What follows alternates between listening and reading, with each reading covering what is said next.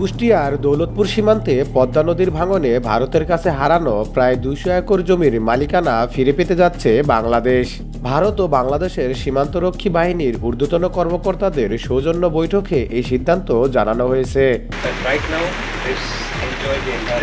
জানা গেছে, জমিগুলো ভারত সীমান্তের দৌলতপুর উপজেলার রামকৃষ্ণপুর ইউনিয়নের পদ্মা নদী ঘেঁষা ৪০ পাড়া এলাকায় অবস্থিত।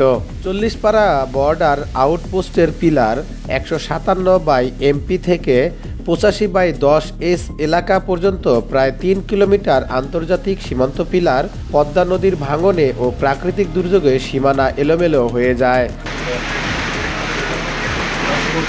গত ১০ই ফেব্রুয়ারি উভয় দেশের সার্ভেয়ার, বিজিবি ও বিএসএফ কর্তৃপক্ষের সিদ্ধান্ত অনুযায়ী ভারতের অভ্যন্তরে বাংলাদেশের আনুমানিক ২০০ একর জমি এবং বাংলাদেশের অভ্যন্তরে ভারতের আনুমানিক ৪০ একর জমির গড়মিল পাওয়া যায়। বিএসএফের আহ্বানে ভারত বাংলাদেশ সীমান্তে দৌলতপুর উপজেলার মহিষকুণ্ডির জামালপুর পিওপির সীমান্ত পিলার ১৫২/৭S থেকে আনুমানিক ১৫০ গজ ভারতের অভ্যন্তরে দুই দেশের সীমান্তরক্ষী বাহিনীর মধ্যে বৈঠক অনুষ্ঠিত হয়েছে। অনুষ্ঠানে বিজিবির পক্ষে কুষ্টিয়ার বিজিবি ৪৭ ব্যাটালিয়নের অধিনায়ক লেফটেন্যান্ট কর্নেল মোহাম্মদ মাহবুব মুর্শেদ রহমান এবং বিএসএফের পক্ষে রওশনবাগ ব্যাটালিয়নের কমান্ডার বিক্রম দেব সিং নেতৃত্ব দেন।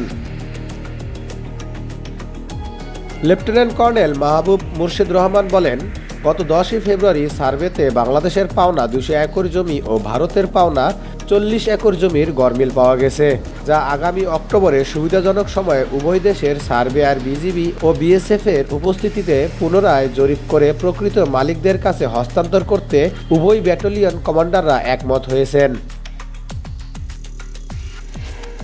তিনি আরও বলেন, মূলত সীমান্তের বিবদমান অংশটি নদী এলাকায় হওয়ায় পদ্মার ভাঙন ও প্রাকৃতিক দুর্যোগের কারণে দুই দেশের সঠিক সীমানা নির্ধারণে জটিলতা ছিল। দুই দেশের প্রচেষ্টায় তা সমাধানের সম্ভাবনা দেখা দিয়েছে।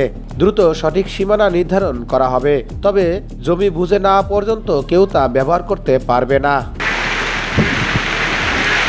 সীমান্তে বিএসএফকে বাংলাদেশি নাগরিক হত্যার বিষয়ে কড়া প্রতিবাদ জানানো হয়েছে বলে জানান মাহবুব মুর্শেদ। তিনি বলেন, নিরীহ নাগরিকদের সীমান্তে আটক না করা, ভারত থেকে বিভিন্ন ধরনের মাদকদ্রব্য ও নিষিদ্ধ কোনো পণ্য যাতে বাংলাদেশে প্রচার হতে না পারে এবং আসন্ন দুর্গাপূজা উপলক্ষে সীমান্তবর্তী জনসাধারণ যাতে অবৈধভাবে দুই দেশের সীমান্তের পূজা মণ্ডপে যাওয়া আসা করতে না পারে সে বিষয়ে আলোচনা করা হয়েছে।